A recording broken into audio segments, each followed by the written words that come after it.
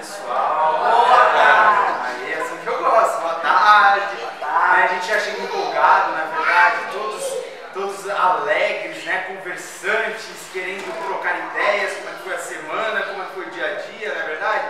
E hoje a gente vai continuar trocando ideias, porque afinal de contas a gente tem que evoluir trocando ideias, na verdade, trocando opiniões, trocando esclarecimentos, porque assim a gente cresce espiritualmente, a gente se enriquece, na verdade. E hoje a gente vai ter a nossa irmã Benê, né?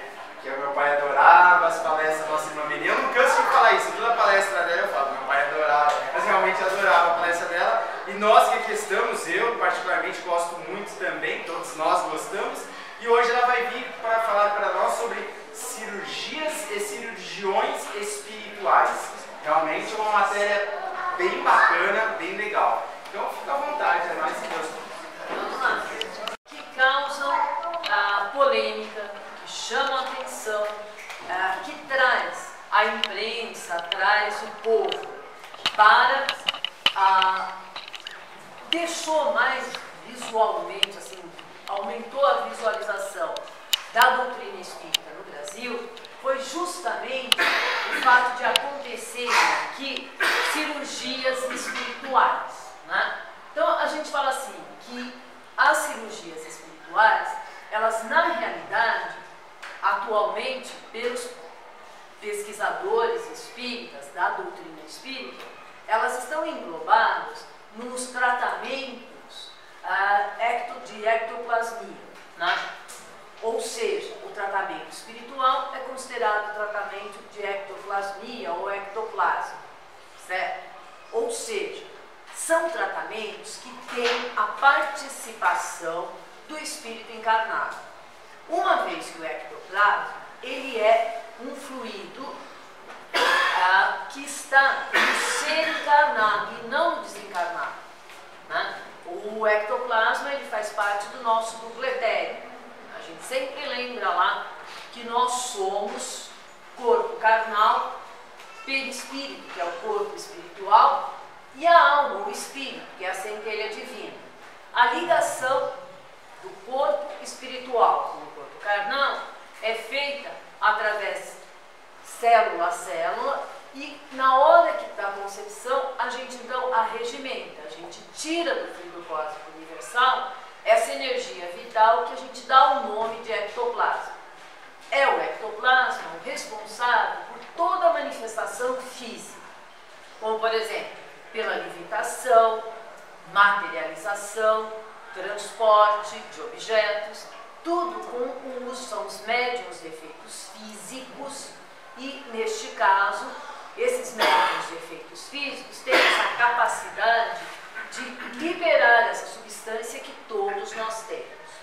Pois bem, para a gente, dentro da nossa doutrina espírita, é muito natural. A gente chega aqui na casa, você já percebe algumas pessoas se dirigindo à mesa, escrevendo nomes em um papel, alguns escrevem o nome, endereço, idade, colocam o motivo pelo qual está colocando o nome da pessoa ali na mesa. Em outras casas espíritas, se colocam esses nomes dentro de uma caixinha de vibrações, em outras ainda usam-se livros, mas de qualquer forma, muitas vezes a gente vem para a casa espírita pensando em algum dos nossos irmãos que não estão com boa saúde física, e aí a gente entrega um pedido aqui. Claro que a gente sabe que esse pedido ele é levado pelos trabalhadores da casa, a grupos mediúnicos que se reúnem em vibração, em oração, e que endereçam esses pedidos envolvidos por essas orações ao plano superior. Todos nós sabemos do efeito benéfico dessas orações, sabemos que não são efeitos virtuais, são efeitos reais, que a espiritualidade maior, quando mais de um se reúne e reza em nome de Jesus e pede, a espiritualidade maior tem uma facilidade maior de então operar a benefício daqueles irmãos aos quais nós estamos pedindo atenção. Esses grupos que se reúnem em oração, normalmente naturalmente, espontaneamente, acabam doando os fluidos materiais mais densos, que são transportados pela espiritualidade maior e levados àqueles irmãos necessitados, não é? Uma outra coisa que a gente percebe também, que pra gente é natural, mas para quem entra na casa espírita pela primeira vez já não é tão natural assim, nós trazemos a água. E a gente coloca a água ali, já mentaliza, já pede para os espíritos da casa a fluidificação dessa água. O que significa pedir a fluidificação dessa água? A gente sabe que os espíritos que estão aqui hoje a trabalho, que fazem parte da equipe médica, da equipe psíquica aqui do José de Mocó, no momento que você coloca a água a ser fluidificada na mesa, faz a sua intenção, eles vêm e vão colocar naquela água fluidos, energias, deixe o nome que quiser, mas eles colocam ali uns elementos curativos. Muitas vezes esses elementos curativos vêm do plano espiritual, noutras vezes os espíritos recolhem daqueles que aqui estão e que têm essa energia salutar e que às vezes doam até mesmo sem perceber, e assim a água se transforma no medicamento. A gente sabe que a água é um veículo poderoso para levar esses medicamentos, não é? Pois bem, essas terapias de cura são bastante comuns, o passe, que aí já é aquela transmissão que a gente também já comentou em algum tempo, né? Que o passe é a transmissão da energia do médium, passista, do magnetizador, como falava Kardec. Ele vai transformar, ele vai transferir o ectoplasma dele, que está na forma invisível aos nossos olhos, mas essa matéria, por exemplo, num trabalho de materialização, ela aparece como se fosse uma clara de ovo batida, como se fosse um suspiro.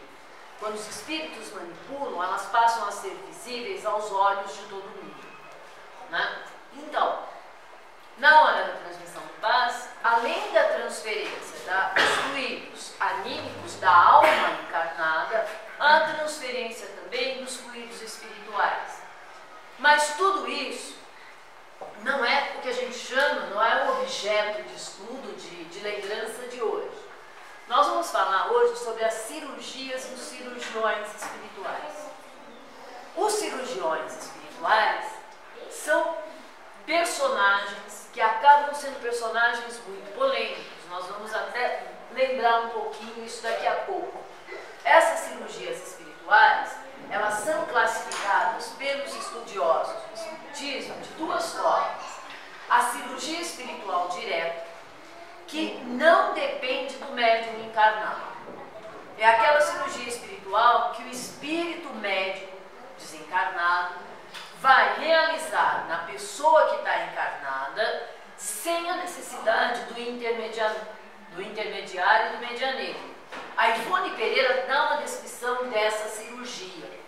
Ela própria, ela tinha mediunidade muito intensa desde muito cedo, e no período da vida dela, entre os 20 e os 30 anos, ela permanece 3 meses em estado de catalepsia, como se fosse um coma, na cama, sendo cuidada pela bondade daqueles que estavam à volta dela.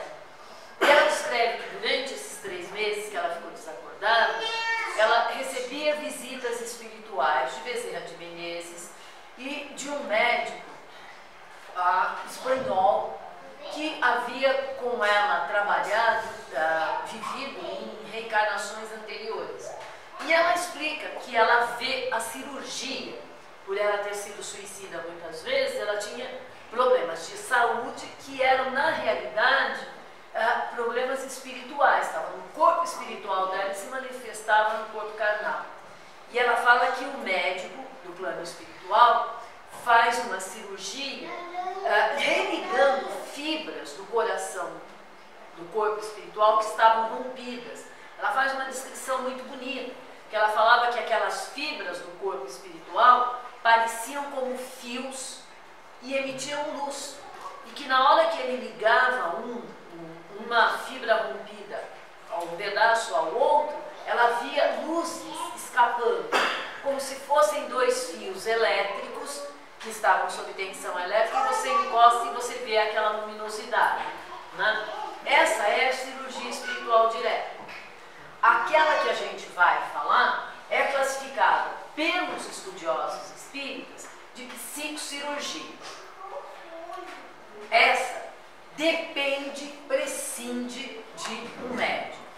A gente precisa deixar claro aqui que esse termo psicocirurgia foi muito utilizado na primeira e na segunda metade do século passado, do século XX, como aquelas cirurgias que se faziam no hospital, né, com um médico formado na Universidade aqui da Terra, e que eles faziam cirurgias cerebrais para diminuir, por exemplo, o problema de convulsão. Não é essa que a gente está falando. A psicocirurgia aqui é aquela cirurgia em que o médico, que é um espírito desencarnado, vai, através de um médium, operar fisicamente uma pessoa. É essa cirurgia a qual a gente vai se referir aqui.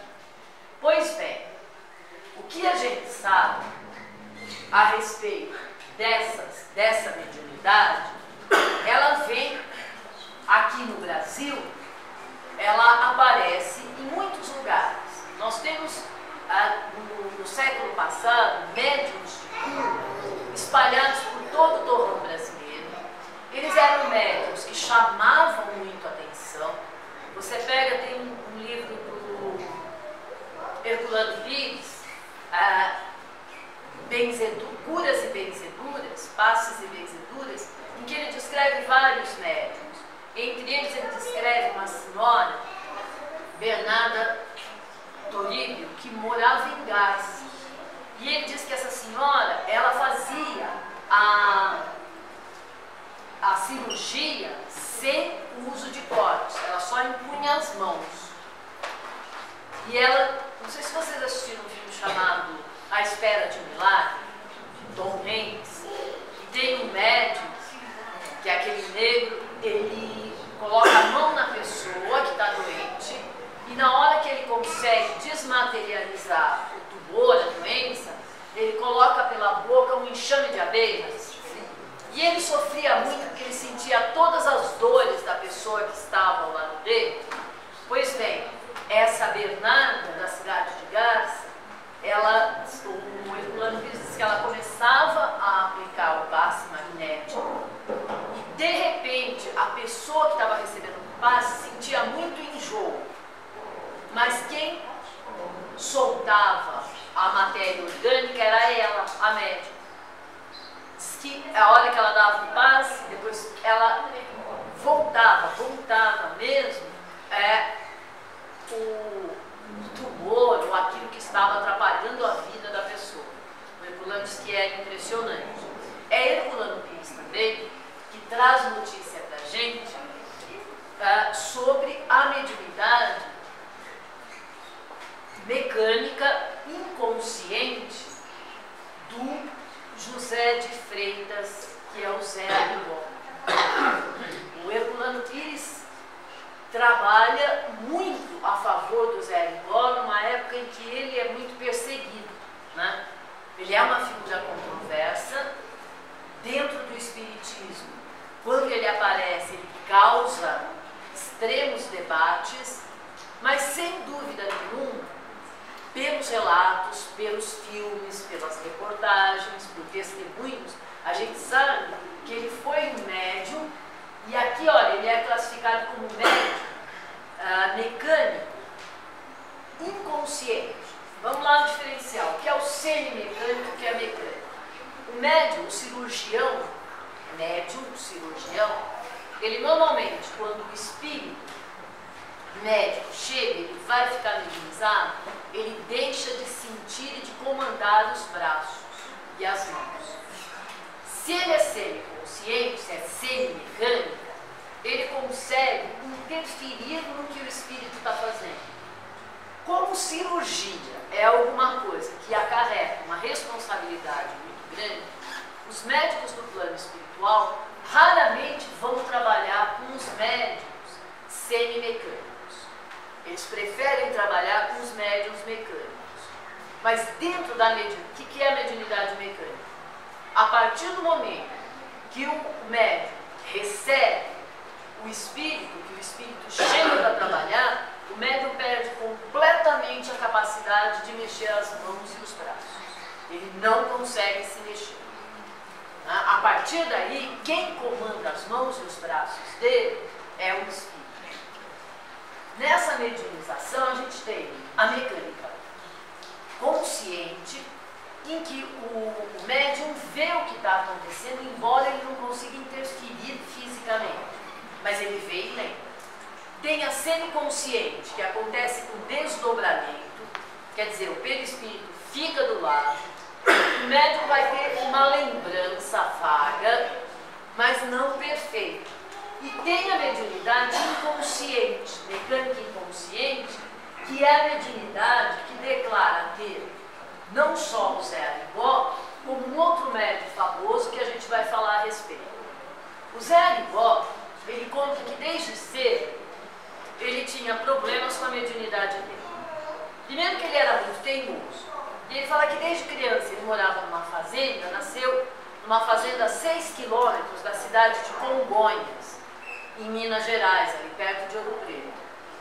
E, com muitos irmãos, o pai sempre colocava os filhos para trabalhar na fazenda, nas lides diárias. E ele falou que o pai dele tinha mania de mandar procurar os animais que se perdiam. Que era ele entrar na pastagem para procurar pelos animais, porque ele sempre ouvia uma voz que indicava o caminho que ele devia seguir para achar o animal.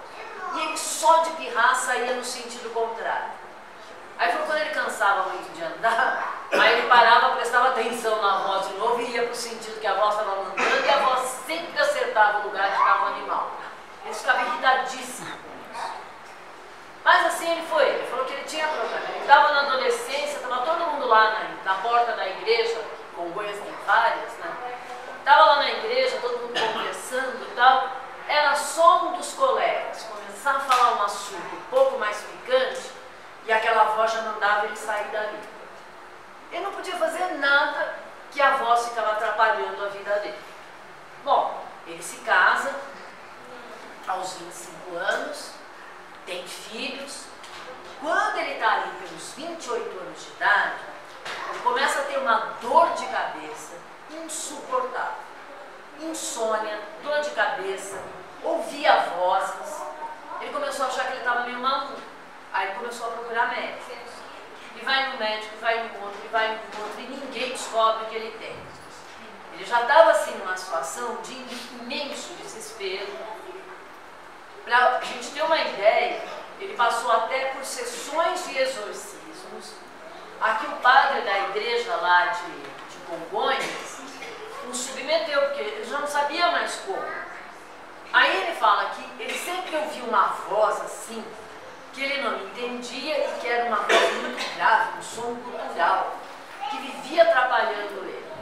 Aí ele começa a ter, lá pelos 28, 29 anos, que a gente não tem certeza se ele nasceu em 1921 ou 1922. Portanto, não se sabe se com 28 ou 29 anos, 1950, ele começou a ter um sonho. Ele sonhava à noite, ele viu um homem com roupas do século XIX, mais ou menos, no começo do século XX, roupas antigas, alto, robusto, muito claro, e esse homem com um jaleco branco, um avental branco, ficava dirigindo uma equipe que operava numa sala de cirurgia imensa. Ele falou que depois de muitas vezes ter esse sonho, numa noite, no sonho, esse senhor vem e fala com ele. E esse senhor fala num idioma que ele não compreende, ele nunca tinha ouvido aquele idioma, mas ele entende a mensagem. Ele não entendia as palavras, mas sabia o que o homem dizia.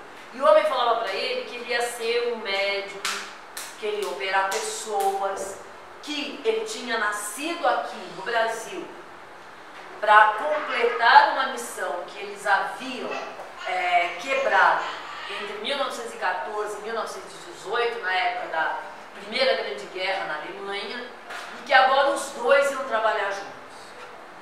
E aquela figura, ele acorda e a figura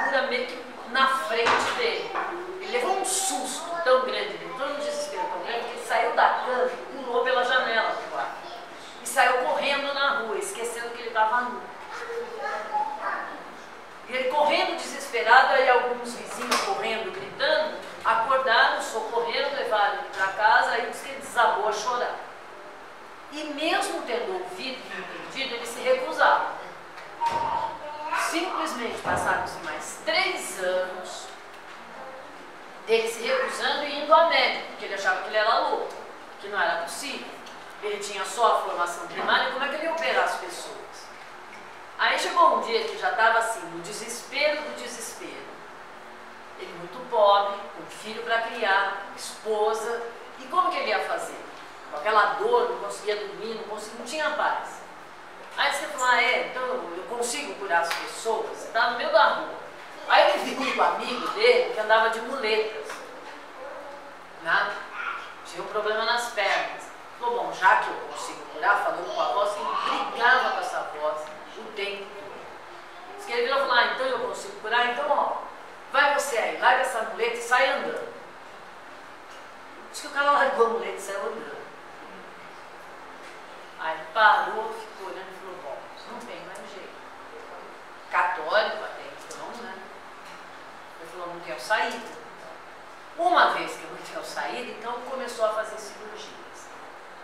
Na hora que ele começa a fazer cirurgias espirituais, o Arigó fazia cirurgias. Quem trabalhava com ele, a equipe espiritual era formada pelo Dr. Adolf Fritz, que era esse que deu o maior sustão nele, que era muito bravo com ele, inclusive, porque diziam que o Arigó mesmo se falava, que ele era bem desobediente. O Pierre Gilbert, o Takazumi, o Napoleão Lauretano e muitos outros médicos espirituais. Quem comandava essa equipe era o Aleijadinho. E o Aleijadinho comandava essa equipe espiritual com a supervisão de Fabiano de Cristo. Então, o trabalho inicial do Arigó, de cirurgias espirituais, começou a chamar muita atenção. Porque ele curava. Ele não. A equipe espiritual com a permissão de Jesus. Mas aí a Associação Médica Mineira se incomoda violentamente, abre um processo e ele perde esse processo. Em 1958, ele deveria cumprir uma pena de 15 meses na cadeia por curandeirismo. Aí o Juscelino Kubitschek, então o presidente, deu um indulto, não permitiu que ele fosse preso, porque a filha do Juscelino havia sido operada pelo Arigó. E aí já começa, vem psicólogos dos Estados Unidos, médicos e engenheiros dos institutos de pesquisas estadunidenses para analisar o fenômeno Arigó. Analisam o fenômeno Arigó e não conseguem ver essa história de que seja charlatanismo. O Herculano Pires sai na brigada para defender o Arigó. O Arigó ele teve um contato muito íntimo, segundo Chico Xavier, de 1954, quando ele iniciou as cirurgias espirituais em Congonhas, 3 anos, 54, 55 e 56. O Chico Xavier, que então trabalhava junto com o Valdo Vieira, eram muito assíduos aos trabalhos do Arigó. Estavam ajudando o Arigó muito de perto. O Chico fala que nesse período ele via no Arigó um missionário do Espiritismo, um pai maravilhoso e uma pessoa amiga dos doentes, amiga dos necessitados. É esse o depoimento do Chico, e o Chico deixa bem claro esse depoimento durante esses 3 anos de convivência. Isso porque era um programa de televisão, Pinga Fogo, era 1974 que foi Pinga Fogo, e o Arigó tinha morrido de morte violenta em 71. E havia, assim, no Brasil todo, uma briga enorme, porque falavam que o Arigó tinha se beneficiado financeiramente da mediunidade e essas coisas todas, e alguns falavam que era um castigo, né, a forma com que ele se encarnou, e o Chico Xavier se isentou de, ele falou, assim, olha, não posso falar nada, porque eu acompanhei o Arigó até 56. Né? A partir daí, eu não sei o que aconteceu. Ele morre em 1971 em um acidente de carro. Ele fala, mas eu, Chico Xavier, se tivesse que desencarnar, adoraria desencarnar assim, né? Acabou o que eu tenho que fazer aqui, me leva embora, tchau, chego. Né? Então ele nem disse que sim, nem disse que não. Foi uma figura muito polêmica, mas sem dúvida alguma, foi um médium mecânico, inconsciente, de cura espiritual. Ele foi visto por grandes personalidades, por pessoas que realmente estudaram e conheciam o espiritismo e a mediunidade, e não havia no trabalho do Arigó esse tipo de contestação.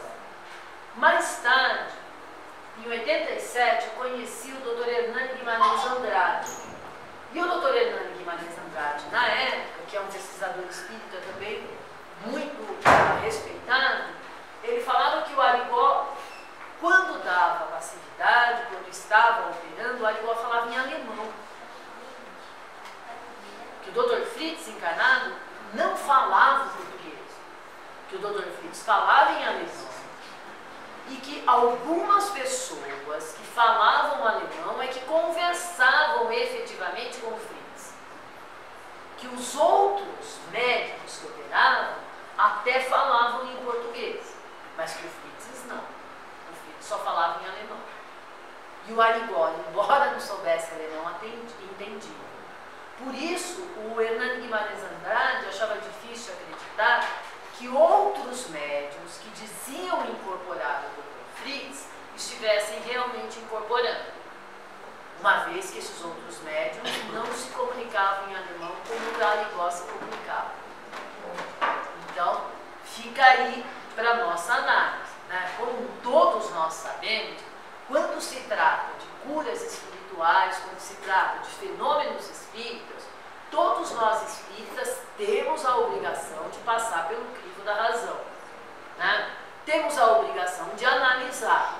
Agora, nenhum de nós tem o direito de sair por aí levando notícias não verdadeiras ou então lançando aos nossos irmãos qualquer tipo de dúvida, né?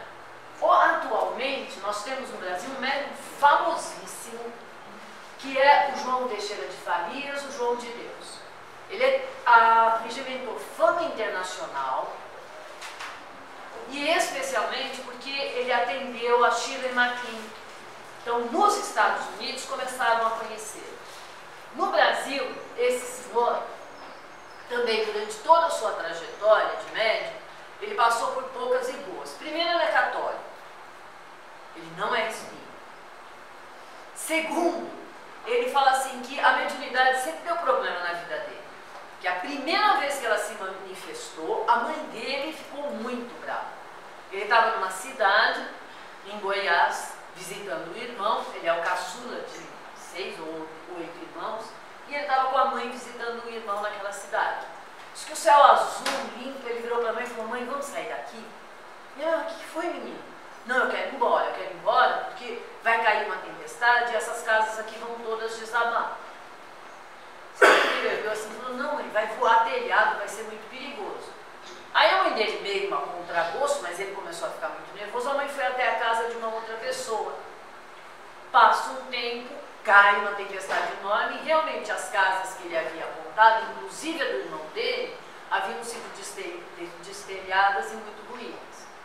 Ele relata então que depois, quando ele tinha 19 anos, ele estava num rio, ele já tinha ouvido a voz de uma mulher, e ele foi procurar aquela mulher de novo. Ele não encontrou, ele falou que ele viu uma luminosidade muito intensa e que mandava ele ir ao centro espírita da cidade. E ele, como católico, ficou meio assim e tal, mas foi. À noite daquele dia ele foi. Chegou lá no centro espírita, disse que o dirigente do centro fez assim: você é o João Teixeira de Faria? Ele falou: sou. Falou: a gente estava esperando você. Ele falou que daí ele não lembra mais nada. Quando ele acordou, disseram a ele que ele havia recebido o espírito do rei Salomão e havia operado 50 pessoas. Ele falou que ele estava muito confuso,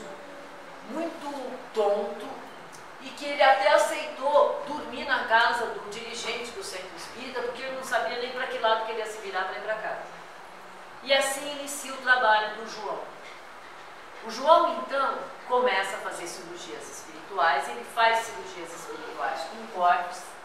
Ele tem uma equipe espiritual enorme, entre eles Dom Inácio de Loyola, Augusto Almeida, o José Valdivino, São Francisco Xavier, Oswaldo Cruz, Rei Salomão, Irmã Sheila, Bezerra de Menezes, Eurípides Barçaluf e mais uma legião de espíritos que não se identificam. No máximo se dão o nome de amor, paz, saúde, não dão o nome que tiver.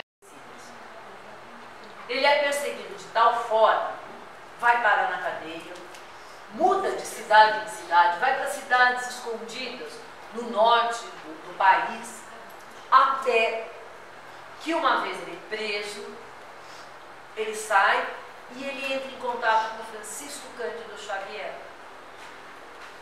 E ao falar com Francisco Cândido Xavier, o Francisco Cândido Xavier diz assim: olha, doutor Bezerra de Menezes diz a você que é para você aceitar o convite do prefeito daquela cidadezinha de Goiás. Porque segundo Bezerra, onde você vai montar a sua casa, é uma região energeticamente favorável ao trabalho de cura. E aí o João, que acaba recebendo o codinome de João de Deus, funda a casa Dom Inácio de Loyola e trabalha até hoje com essas curas espirituais. É uma região próxima ali de Brasília, né? Acho que é 1h30 de carro de Brasília, cidade ao lado, Anápolis, e ele continua o trabalho dele até hoje, né? Também recebe muitas críticas, ele é semi-analfabeto, ele ficou 3 meses só na escola, a região que ele morava, a escola era particular, não podia pagar, então não estudou, ele continua analfabeto até hoje. Fez cirurgias em pessoas como Luiz Inácio da Silva, Xuxa, Oprah, né? Você vai lá naquela região, tem gente de todas as partes do mundo, né? O trabalho dele é um trabalho espiritual, mas ele não se chama espírita. Você entra lá no lugar, tem fotos dele, inclusive tem a foto da visita do Chico Xavier lá. Segundo João, Chico Xavier vai lá e é operado por uma das entidades uma vez. Então tem as fotos dele com Chico Xavier, tem foto dele com figuras muito conhecidas do mundo artístico e do mundo político. Né? Ele é católico, a casa é uma casa ecumênica, e ele fala que ele guarda com maior amor um bilhetinho do Chico Xavier. Teve uma época que começam as perseguições novamente e ele quer sair de Abadiana. E ele pensa em sair de Abadiana quando alguém chega para ele com o bilhete do Chico Xavier. O seu lugar é em Abadiana. O doutor Bezerra mandou confirmar.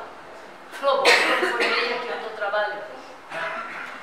As críticas que fazem a ele, especialmente, é porque ele vai a médico. Ele se recorre à medicina da terra. E é o que ele fala, e o que a gente escutou aqui muitas vezes o Sola falar, e escuta em todos os centros espíritas.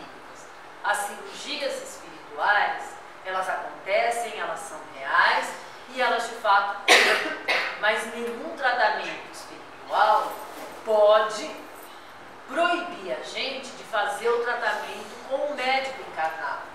Ele também é um discípulo do Cristo, não é? E ele está aqui na Terra também com a missão de cuidar da nossa saúde.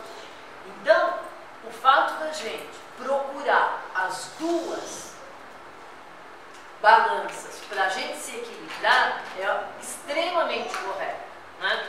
Em Seara dos Médicos, o Emmanuel, na lição 67, passa através de Chico Xavier essa lembrança. O Emmanuel diz assim, que existem os fanáticos materialistas que querem cuidar da saúde do corpo sem perceber que nós somos seres eternos. Mas que também existem os perigosos fanáticos religiosos que querem cuidar da saúde do ser, esquecendo que nós temos a parte de matéria e que os irmãos que estão na medicina estão lá uma missão de nos auxiliar a manter também a saúde do nosso ser. Então que a gente não deve nunca prescindir de um a favor do outro, e sim sempre usar as duas formas de cirurgia e de